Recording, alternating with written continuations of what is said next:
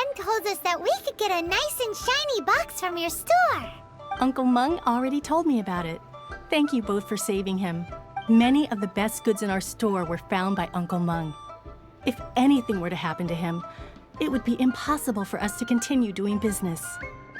Here, this container is itself an antique, with at least 140 years of history. It's already been cleaned.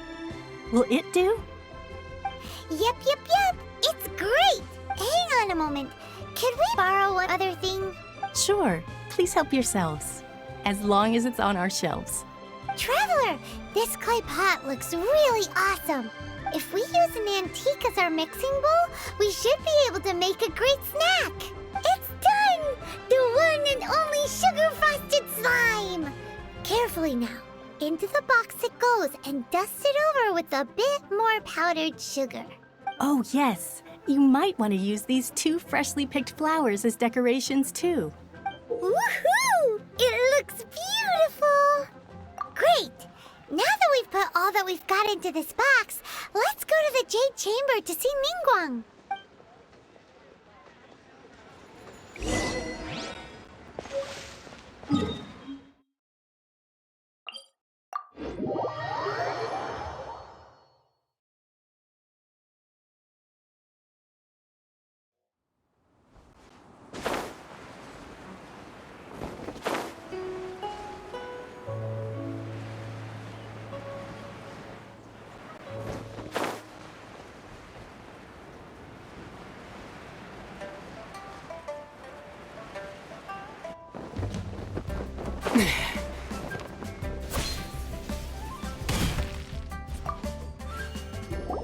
According to Kuching, this is what we should say.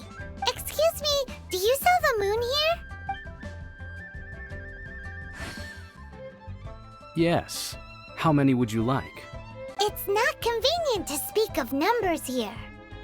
Ah, well said. Please, use this to ascend to the chamber. Yes, speaking of which, are you two the guests that Lady Ningguang has arranged to meet with today? Yep. And yet the code they used was not the one for guests, but for the Yuheng. What's going on here?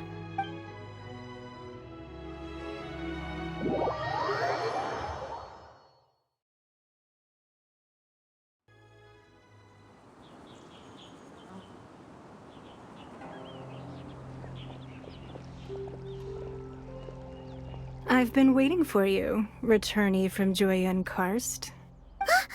It's Ningguang! Since this is our first meeting, we've prepared a gift. I hope you like it. Oh, for me. You have my thanks. It seems that I have made things difficult for you, considering that you were supposed to be my guests. Oh no, it's nothing. This palace floats in the skies, higher than the peak of any mountain. From this vantage point, one may survey all of Liyue. I have been gathering the funds necessary to build it from the time I began learning the merchant's craft. And since becoming the Tianquan, I have spared no effort in hiring the best craftsmen to constantly extend it. At first, it was but the size of one room. Now, it is large enough to blot out the moon in the skies above Liyue.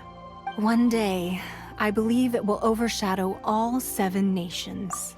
Not many from outside Liyue earn the right to ascend to the Jade Chamber. But I have been in correspondence with the acting Grand Master of the Knights of Favonius, who spoke highly of you. As such, I have been putting eyes and ears out ever since you reached Liyue. What? And I finally got wind of your movements when you were on the way to Wangshu Inn. Wait, was Vergoldet one of your people?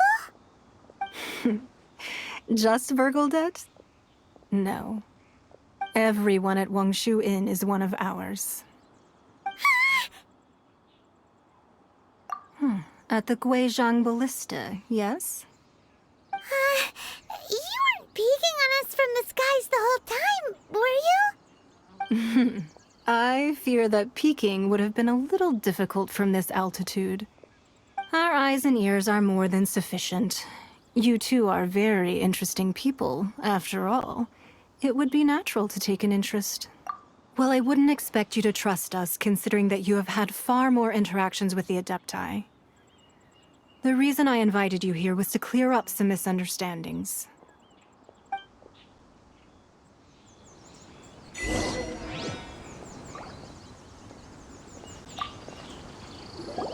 I believe that you've heard of the Archon War.